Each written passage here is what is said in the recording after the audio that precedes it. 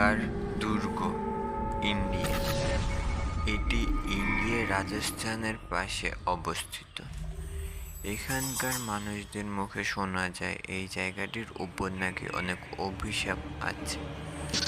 কোনো এক পুরানো ঋষি এই জায়গাটির উপর অভিশাপ দিয়েছে যে যারা ওখানে মারা যাবে তাদের আত্মা সারা জীবন ওখানে বন্দি থাকবে। সবচেয়ে আশ্চর্যজনক ব্যাপার হলো ওখানকার কোনো বাড়ির ছাদ নেই, এবং সবগুলো বাড়ির ছাদ তৈরি করার সময় নাকি সেগুলো হঠাৎই ভেঙে পড়ে। শোনা যায় সন্ধ্যার পর ওই দুর্গে যারা গিয়েছে তারা আজ পর্যন্ত ফিরে আসেনি।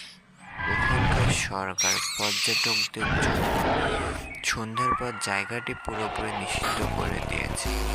আপনারা চাইলে ঘুরে আসতে পারেন ভাঙ্গা দুর্গ ইন্ডিয়াতে।